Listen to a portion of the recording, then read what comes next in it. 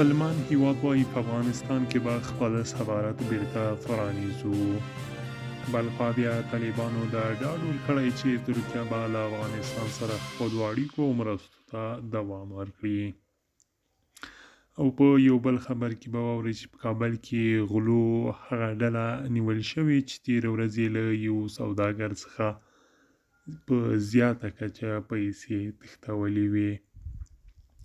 د پښتون غږ درنو لیدونکو السلام علیکم، وخت مو بخیر، ستړي مه شئ. ستاسې پام راوړم د دې ساعت لنډ او مهمو خبرونو ته. د جرمني هیواد وایي په افغانستان کې خپل سفارت بیرته پرانیزو. د رسنیو د راپورونو له مخې جرمني د بهرنیو چارو وزیر هایکو ماس د افغانستان ګاونډیو هیوادونو ته له سفر کولو وروسته ویلي ښایي هیواد یې په مشروط ډول په کابل کې خپل سفارت بیرته پرانیزي. د نوموړي په وینا طالبان باید د بشري حقوقو درناوی وکړي او له بهرنیو ترهګرو سره اړیکې پرې کړي او چاته اجازه ورنه کړي چې د افغانستان خاوره دې د نورو خلاف وکارول شي.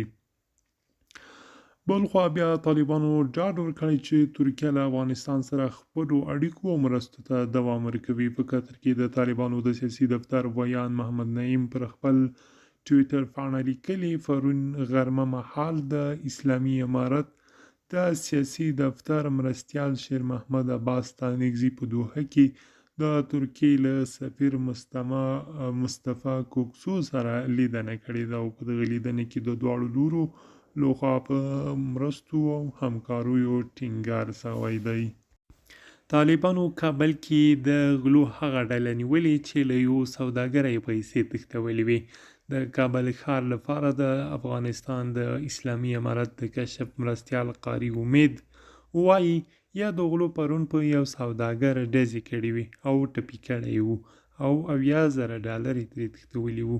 نوموړی زیاتوي غله د دوی تر څار لاندې وو او له پیښې یو ساعت وروسته یې ونیول چې له غلو سره یو اراده موټر هم نیول او د همګړۍ تر څېړنې لاندې دی. د پښتون غږ درنو لیدونکو دا و د دې ساعت وروستي او مهم خبرونه. د همداسې نورو مطالبو لپاره پښتون غږ یوټیوب چینل حتمي در سره سبسکرایب کړئ. له ملتیا مو مننه.